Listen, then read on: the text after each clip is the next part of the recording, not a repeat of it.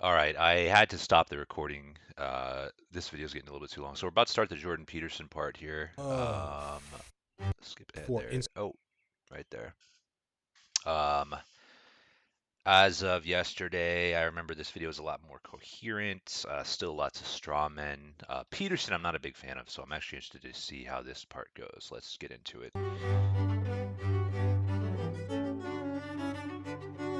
Jordan Peterson, for my black viewers who may not know, is basically white Kevin Samuels. In fact, I'm pretty sure Kevin Samuels talks about Jordan Peterson in some of his content. That's not I true. read his But book. as somebody who's familiar with both of them, that is not Is true. anybody in here familiar with Jordan Peterson? No. Dr. Jordan Peterson. Dr. Jordan Peterson, he's a psychologist. Okay, he mentioned him like one time in an interview. And do they? All right, here's what I'll say that what they're similar. They both are like, they both talk about improving yourselves as men. Absolutely.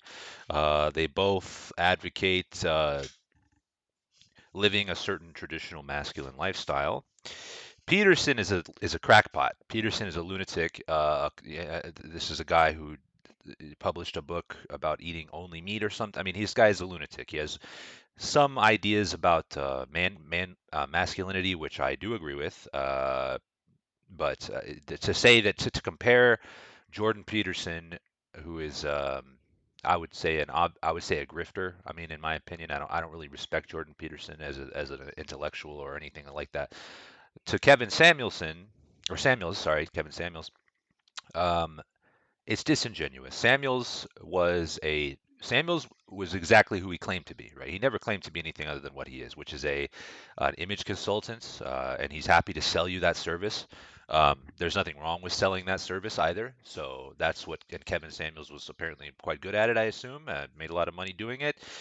He gave a lot of good advice to a lot of people, a lot of young guys and women on Instagram, helping them out. He did it. He ultimately, I think Kevin Samuels was good for the world. Jordan Peterson, I don't know what this guy believes. Right, this is the point. Jordan Peterson is not a cogent uh, thinker. Okay, so that's the key difference here. Jordan Peterson mostly is not really a serious person, and I think Kevin Samuels was. And I think the direct comparison to say that they're, I mean, he said Jordan Peterson is the white Kevin Samuels. That's just not true. That just isn't true. So here we go. It's out of Canada. There are a few differences, though. While both appeal to vulnerable and emotionally damaged boys and young men seeking guidance and support from a masculine voice, Samuels' rhetoric is overtly misogynistic, while Peterson combines subtle misogyny with a sprinkle of racism, a Samuels few is not scoops of misogynistic. homophobia, and a whole lot of transphobia. Do you think men and women can work in the workplace together I don't know. without sexual harassment? We'll see. Here's a rule. Don't How about you- no makeup in the workplace? Why would that be a rule? I don't know why. Why people do you put make your on- lips red? Because they turn red during sexual arousal. While Samuels' Why should they? fan Why base should is they wear vulnerable makeup black in the men workplace? and some women who have been fighting and arguing in these ongoing gender wars for the last however many years in black pop culture. Peterson's rhetoric has become a useful tool for legitimizing white supremacist and fascist movements and validating regressive and oppressive ideologies and policies in westernized nations. While Samuels has made himself pretty popular on YouTube and Instagram and done a few decent sized podcasts and online interviews, Peterson, despite the affinity that white supremacists and the alt-right have for his content and his overt trans and homophobia, has been mainstreamed and appeared on numerous national media outlets and highly syndicated podcasts. Most of your viewers will have watched Pinocchio. Probably. There's a scene in Pinocchio where Geppetto wishes on a star. I wish I may, I wish I might. And so he lifts his eyes up above his daily concerns and he says, what I want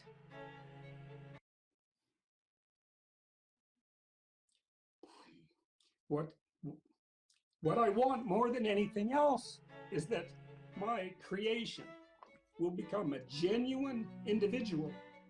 Right? It's a heroic gesture because it's so unlikely. And that catalyzes the puppet's transformation into a real being. And we start as puppets. It greatly speaks to the big differences between I'll tell you what, there's nothing wrong with that, actually, what he just said. I think that was I think that was touching. First of all, getting emotional at artwork is not crackpot. All right, that was not a good example of. That was not the worst example you could have found The white of and Jordan black Peterson being a nut manosphere. job. Black men simply are not allowed to exert this type of influence and power to spread toxic or even just transgressive ideologies without impunity, which is fine. Like, I'm not arguing for these guys to get more attention, but it's important to recognize how white men wield these harmful ideas. I wonder if this guy thinks that liberalism is a harmful ideology, and whether Barack Obama was spreading liberal ideology without impunity. I wonder if he thinks that. But I bet Barack Obama's liberalism is probably it's probably something to be blamed on white Differently people, I and with a assume, different somehow. level of impunity. Whiteness protects them and makes the damage that they do much greater and much bigger of a threat. At the same time, Peterson does have a few features that explain how and why he's been mainstream. Aside from being white, he's also an established professor of psychology at one of the more prominent universities in Canada. He has written 3 books and was very accomplished as a professor for years before entering the public eye. He, in some ways, challenges the hegemonic ideal of masculinity. It's honestly what makes him such an elusive and dangerous figure in the first place. While every other figure in these manosphere streets has a very basic and stereotypical image of masculinity based in their style or status or success with women, Peterson focuses on masculinity manifesting through religion, discipline, temperament, strong relationships, and honesty. You kind of want to tangle your life together with someone, because you have someone to, well, it's like 2 ropes that are tangled together. It's stronger, especially during times of weakness. And you have 2 brains instead of 1. And that actually turns out to be really helpful when things are complicated. And it builds a solidity into your life and a reality into your life to have someone who's along with you on this very long voyage. And so I think that deepens your life in a way that isn't really possible with fragmentary relationships as a single person. Definitely. Really a lot of very good and important principles that if they were the focus of how men saw the hegemonic ideal, this video probably wouldn't be so long. And that's the stuff that he tends to focus on. Like, this probably makes up 80% of all of his content. Like, Jordan Peterson is such a, he's like a fucking siren on the rocks for fucking lonely white dudes. Like, I never really got it at first, because I was like, this guy's got a weird voice. He seems odd.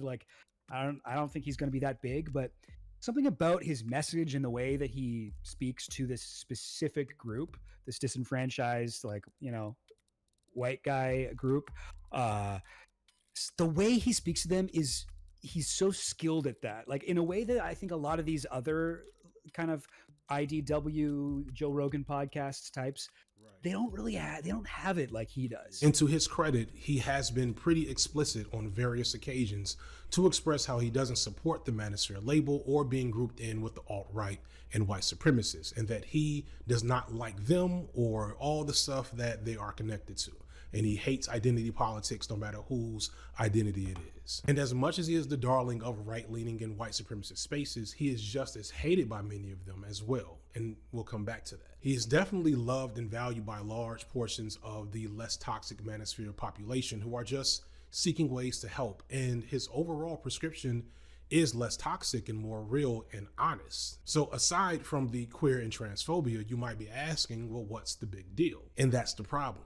The queer and transphobia are indicative of the endpoint to Peterson's unique form of weepy, gentle voiced fascism. Peterson has here's where we get into this is the another typical liberal argument here, right? Like, where you can't disagree with them on a single thing and not be a fascist. I mean, literally, he just got done saying how Jordan Peterson mostly says good things. First of all, I'm not agreeing or disagreeing with that, but that's what he said.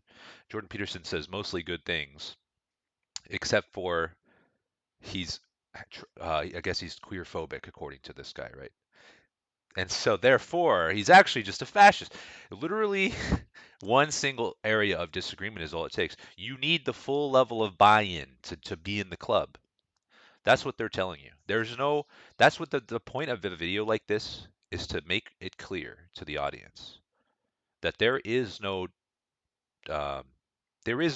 alternate viewpoint. All right, there is the good people believing what's right, and there is everyone else. And if you don't fall in line 100% with our viewpoints, even if we agree with 80% of what you say, and we like it, and we're glad you're making the content because it's helpful to people. If there is even 1% of you or any part of you that disagrees with what I'm telling you from start to finish, you're actually a fascist. You're committing genocide against me.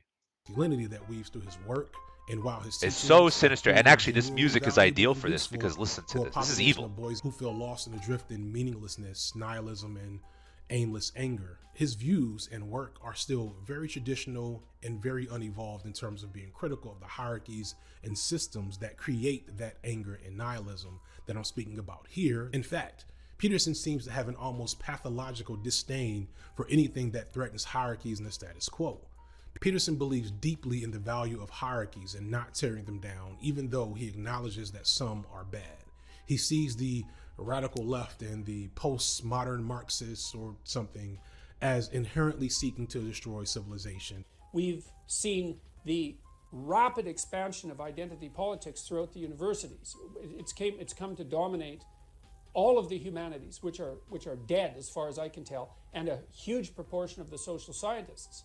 He is 100% right about this, by the way. I Publicly agree. funding extremely radical postmodern leftist thinkers who are hell-bent on demolishing the fundamental substructure of Western civilization. And that's no paranoid delusion. And if you extrapolate his rhetoric to its logical endpoint, then you recognize that He's mostly right about that. His labels for the subjects are ignorant because he doesn't actually read. This is why Jordan Peterson is a grifter. He doesn't actually know what he's talking about. So the labels that he's using are flimsy and inaccurate. And that's what makes him sound so silly. Postmodern, neo-modern, postmodern Marxists, leftists are out there, he sounds ridiculous because that is not a real thing, right? Nobody identifies as that. Nobody is that. He just made it up. And it's not actually saying anything. Who he's really complaining about are the liberals, like FD Signifier here, right? He's the type of postmodern neo-Marxist that Peterson likes to go on about. So, and if you think about it from that perspective, that's who Peterson's talking about, then everything he said there was right. Everything he just said about that was absolutely correct. The universities are dominated by these types of liberals, and as I just pointed out, there's no disagreeing with them. The humanities are dead. As somebody who cares about the humanities, it's very sad for me. Humanities are dead in universities. There's no these departments, the social sciences are going down right along with it. That's what Peterson said, and I fully agree. Anyway, he sees chaos as a world where white men are no longer centered in major institutions of power. And that's such a disingenuous way to put but so that, much because of his rhetoric is clearly extrapolated to say that the world is as good as it's going to get, and it would be better if we would just let competent, strong white men do what they do. He is prone to saying something along the lines of equality of opportunity, not equality of outcome, which is his way of reifying the status quo and cautioning against changing it. He is open to the ideas that hierarchies are tyrannical and corrupt. All he's doing is he's just installing the doublethink. That's all he's doing. He's just redefining words. That's all he's doing. He says when Peterson says that universities have been taken over by liberals, what he's really saying is he hates all black people, or right, whatever he said, right? What he really said is this evil thing instead. Oh, when you heard him say this innocuous thing that actually sounds kind of right, the translation of that, you have to think of it this way. He actually wants to genocide all transgender people when he says that. No, it's not this innocuous thing that on the surface that you have no disagreement with. It's not that. It's actually this part here where he's evil. So this is the doublethink. He's installing the doublethink in his audience right now. Quality, but very resistant to really doing anything about it. And when you see the way that he responds to the fact that things might be slightly changing and Christian straight white men are having to rethink their place in the world, his reaction is often over the top and intense. The fundamental assumptions of Western civilization are valid. How about that? It's not... You think it's an accident? Oh, here's how you find out, okay? Which countries do people want to move away from? Hey, not ours. Which countries do people want to move to? Ours. And sure, he will say over and over again, C.S. Peterson needs to get a hold of himself. About race, and he hates the alt-right and identity politics. But when you listen to the way he talks about equality and egalitarianism as bad things, and you hear him defend hierarchies all of which in the West are obviously controlled by white men, but never mentioning that particular piece. That's not obvious, the and way that's he not attacks true. critical theories that are meant to deconstruct that.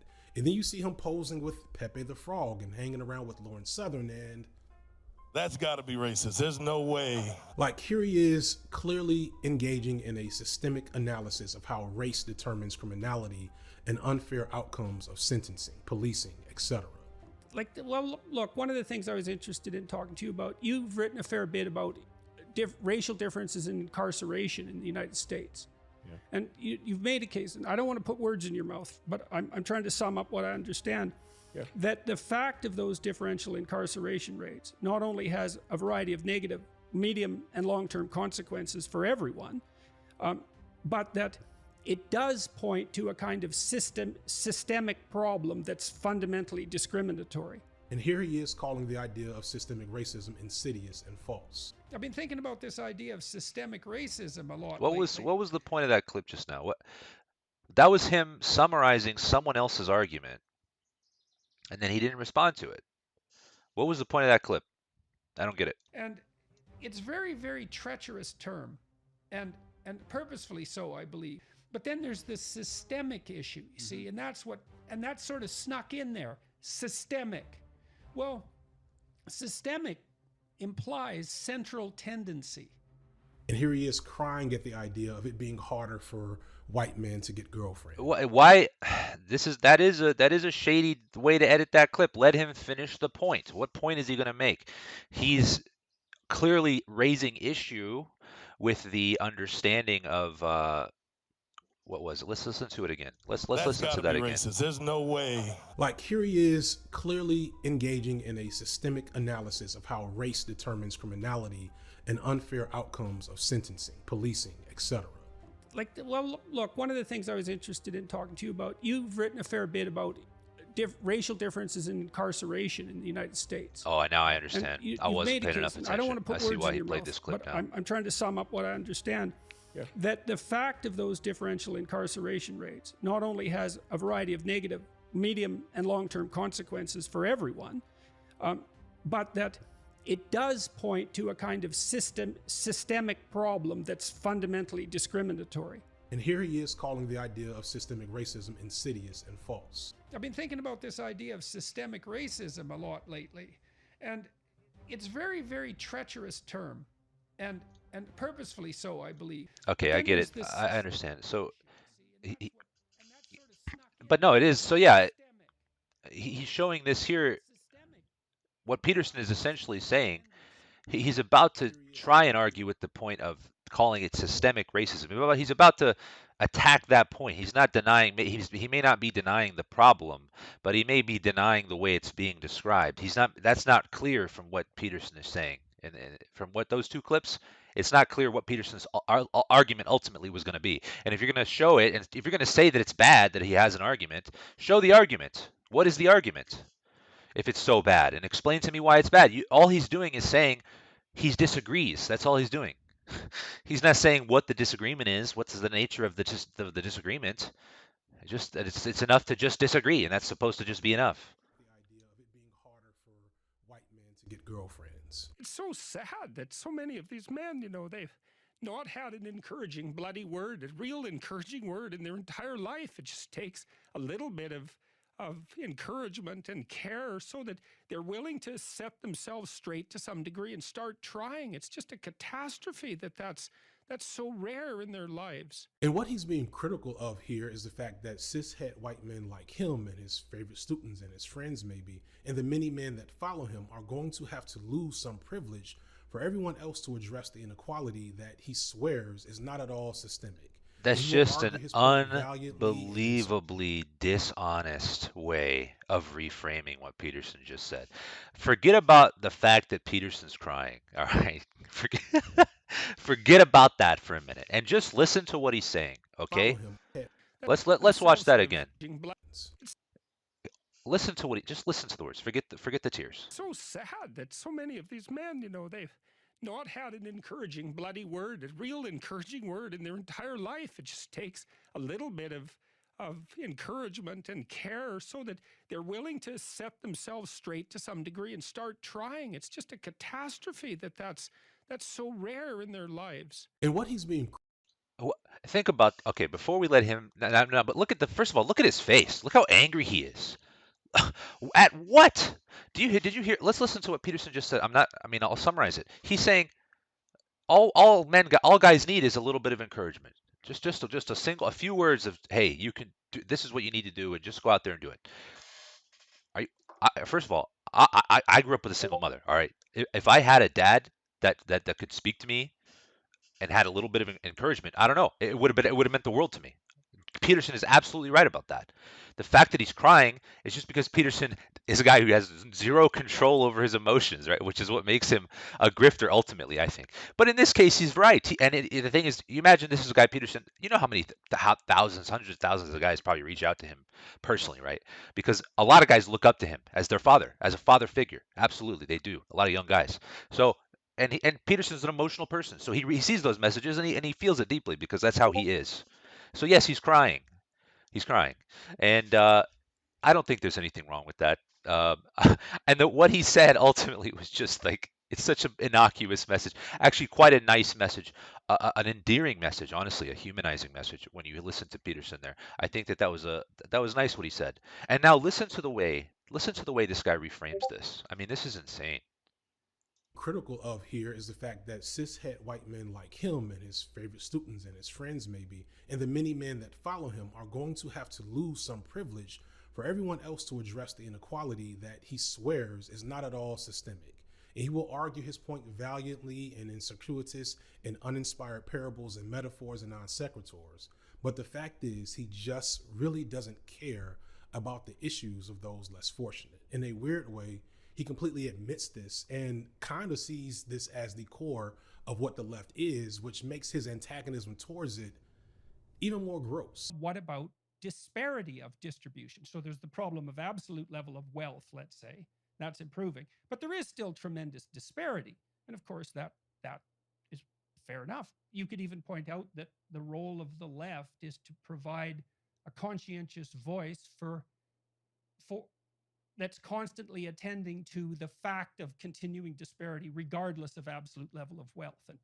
And fair enough. Because the sad and funny thing is, if he really cared about these men that he's writing these books for, he would recognize how these same systems and hierarchies that he so fervently and passionately supports are the core reason why his core audience is suffering the way they do. And it's hilarious when you think about it, because for all the crying about great replacement that is woven through Peterson's rhetoric is really a bunch of nonsense at a material level. Even he said that the world on so many measures is better off now than at any time in history. So many things have happened in the last 40 years that are so good, you just can't believe it. I mean, we've lifted more people out of abject poverty in the last 15 years than in the entire course of human history in terms of sheer numbers of people. You know, and starvation, except for political reasons, is now pretty much absent across the world. He cries at the idea of white men feeling bad about themselves because they might need to use someone else's pronouns to not be considered rude. Like, if white men were so starved for meaning and representation, you'd think they'd, I don't know, pay attention to most of the fucking world. Instead of complaining that a black guy is going to be Doctor Who, they would just watch the other 30 years of white Doctor Who. A funny thing occurred to me in the production of this. This is the last part of this video. Thank God. We see this constant crying and whining from the alpha male advocates, white supremacists, anti-SJWs, etc., about how real men and real masculinity is disappearing and the media doesn't want you to see it. But despite that, so many of these guys aren't all that interested in supporting or getting behind the traditional images that are present half the time. Remember a little while ago, God of War released concept art for Thor, and they made him fat and awesome looking and burly and very manly. And these guys complained that he didn't look strong enough. He didn't look manly enough, which is weird because I'm pretty sure more of them look like this Thor than the Thor they now hate. But then just a few months ago, the Northmen came out. I would chalk that up to a fundamental misunderstanding of the general public when it comes to an actual male physique, like what a strong male physique looks like. Anybody who knows anything about physiology understands that the power lifters, the strongest men in the world, are they like look like fat fucks, right? The strongest men in the world look like fat fucks. Everybody who knows anything about physiology understands that because you need more mass, you need more fat in your body, you need to have more mass to have more muscle. And those guys that are super lean and shredded, the big bodybuilder guys, those guys are not necessarily the strongest. And in fact, when they're up there on the stage and they're shredded, which meaning they're at their lowest body fat, we're talking these guys are probably sub 5% body fat. I don't even really know the super low percentage. Let's put it this way, unsustainably low, right? It's if they stayed that way, they would die. But they're only up there for a single day, right? So they're just up there doing it, and then after that, they go back to a higher number. But while they're there, I mean, uh, they're weak as fuck. I mean, they're dehydrated. They probably haven't eaten a real meal in weeks. You know, they're you know what I mean. But they're up there flexing all day long, which is really exhausting. So yeah, they probably feel like shit, and they're probably very weak. If you actually had them go train, they'd probably be very weak. So anyway, this point I'm making is that when you see that popular Reddit post complaining about the fat Thor, that is literally I think that's just a general public's misunderstanding of physiology. I think people just don't get. I think most people just don't understand what training actually looks like for your body, like what people are really doing. And this was a movie that was so white and Viking that people just memed it into being automatically racist, which maybe wasn't fair at the end of the day. Because it turns out that The Northman was a fucking amazing movie, an insane trip to watch, and definitely not for everybody, but amazing. And yes, there is zero melanin in it, no representation of any queer anything, just pure hetero boning, lots of gory violence and manly grunts and gore. And there's like a Viking boss battle in the middle of the movie out of nowhere, and just all kinds of other awesome shit that I don't want to spoil. And it bombed. And it's not because they didn't try. Like, I saw tons of advertisement for this movie, so I know that other males in my general demographic saw the same thing. But these white men that are just so starved for alpha male representation in the media were too busy complaining about woke Thor or seeing red to go watch a movie about fucking Vikings. Like, y'all know a bunch of black people went to see Red Tails like 20 years ago, and it sucked, and we saw it anyway. To the last bullet, to the last minute, to the last man, we fight! We fight! We fight! We fight! We fight! We fight! That's what it feels like to be starved for representation in the media. That we had whole family events to go see fucking Red Tails. Back to Peterson. Even though he doesn't use the usual, I don't give a shit about representation, so I don't care about Peterson's argument or this guy's argument. I don't care about. Right-leaning figures do. It's impossible to completely disentangle him from those political standpoints because his rhetoric, while more polite and with fancier words, essentially seeks the same outcome as those on the right that he outwardly professes to despise. And what annoys me to no end is that he doesn't want to acknowledge that he's being pulled into the alt-right and neo-Nazi movements for a reason. And so many defenders of him, when it comes to this particular criticism, act like they can't imagine why a guy who openly supports hierarchical power of straight white men and offers smart-sounding arguments for it would ever find fans among conservatives, the alt-right and neo-Nazis. And I want to address that ongoing debate that the alt-right and neo-Nazis don't like Peterson. Peterson has been very open about his dislike for them, and at times he almost seems to regret the fact that he's been recuperated into their rhetoric. They haven't been able to find one thing I've said in 30 years that, what would you say, justifies any of those accusations, or any other accusations for that matter. So it's quite the phenomena. I mean, I understand it to some degree. I don't buy this argument that they don't like him and see how his rhetoric is valuable for their cause, or at least clearly didn't at one time. One video that attempts to make this argument makes it pretty clear that while surely... I'm going to tell you why it's helpful for the far right's cause. It's because the left has abandoned the traditional, quote unquote traditional values, right? The left has just chosen to abandon it. For what reason is unclear, right? Because here's the thing. Traditional values don't need to go down the drain just because economic progress is being made. There's no reason to connect those two. The only reason that the left has chosen to align itself with the causes of non-traditional values is because that sells better.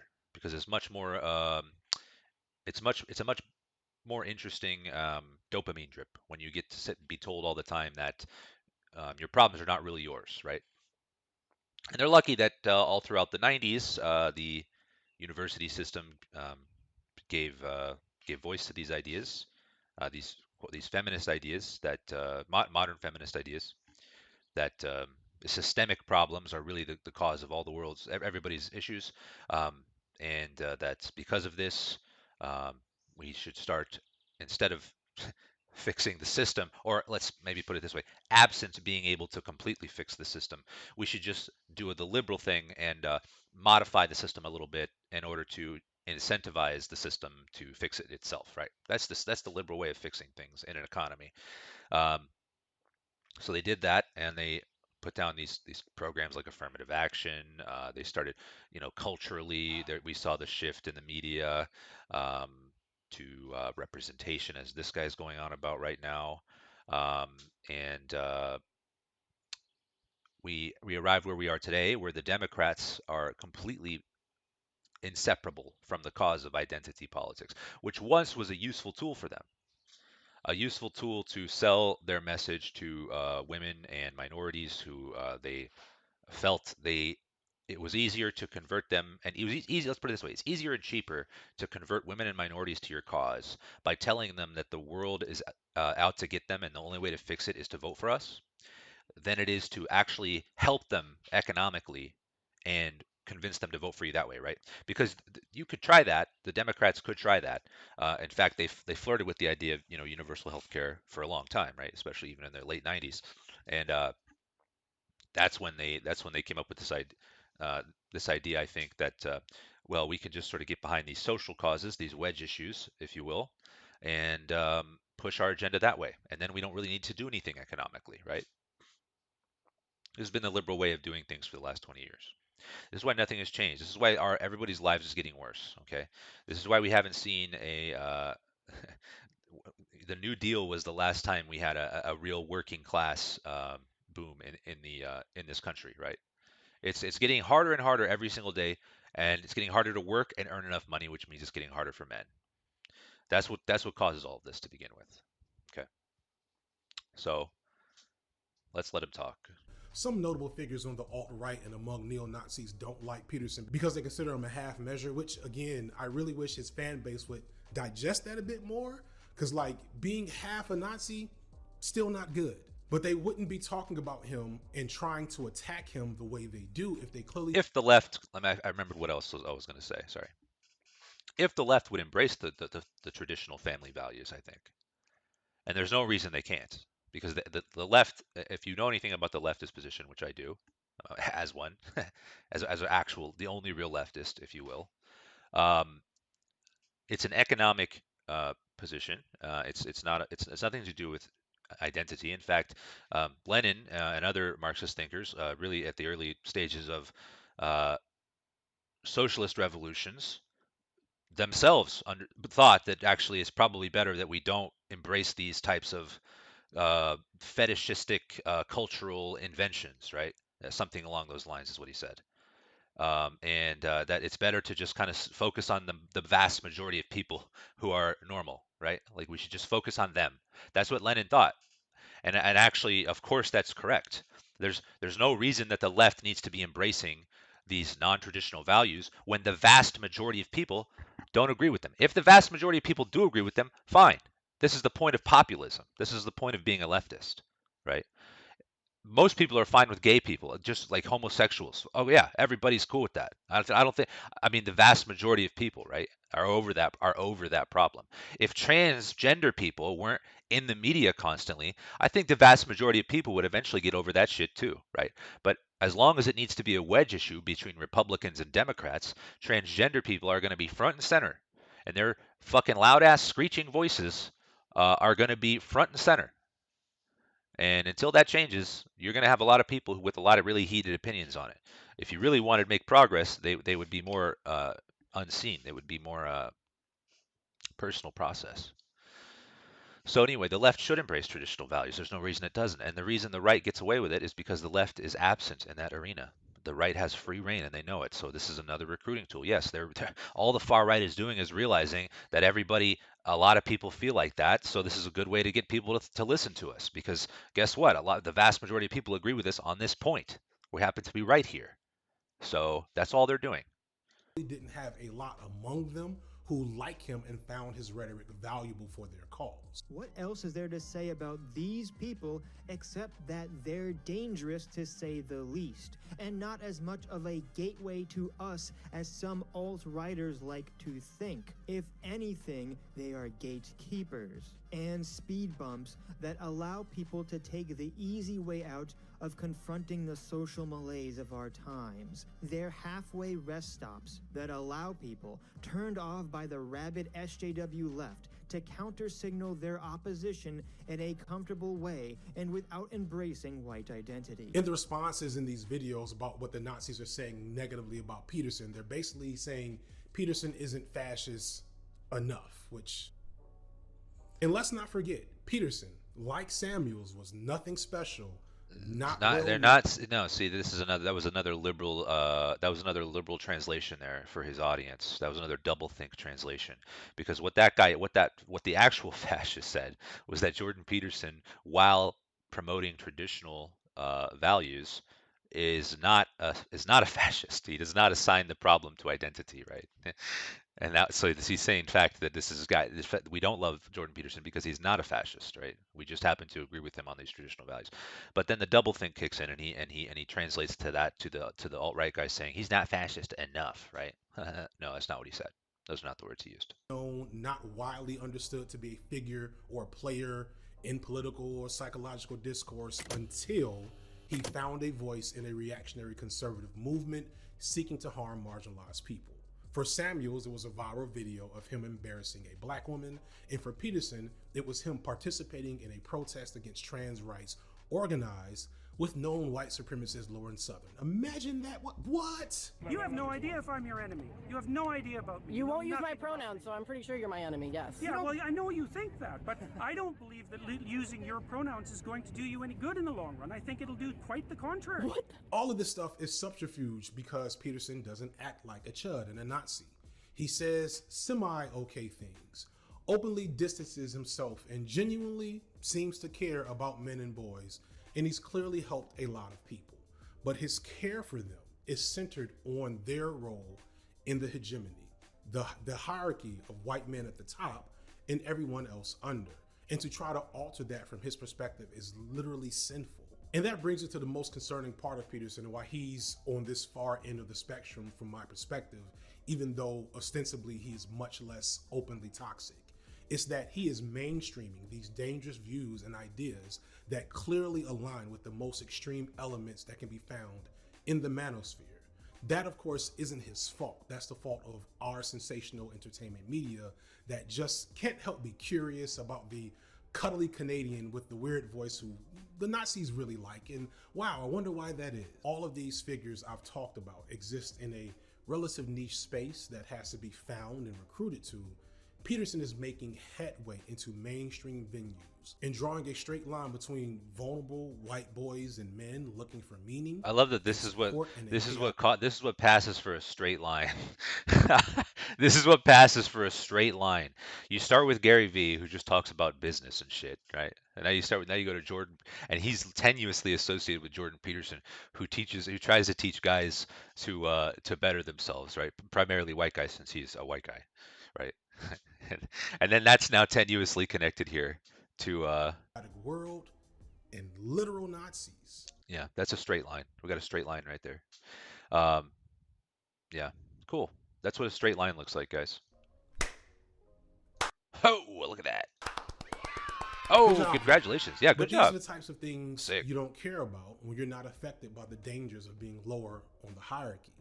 Peterson, much like the edgelords I talked about at the beginning of this video, don't have fear that their rights are being taken away, or that there are people that are trying to stop them from existing or having abortions or having access to good health care or having their history effectively taught in schools, or Simple disagreement, or resistance to the idea is equivalent to all of these negative things, bad, it's evil silly things. and funny to get Doublethink, to them install the because there's no doublethink, sense of fear in what install these the things doublethink. mean. It's all the negligible whining of triggered snowflakes, simps, cucks, SJWs, and radical postmodern leftists. We're all just a bunch of idiots looking for something to complain about.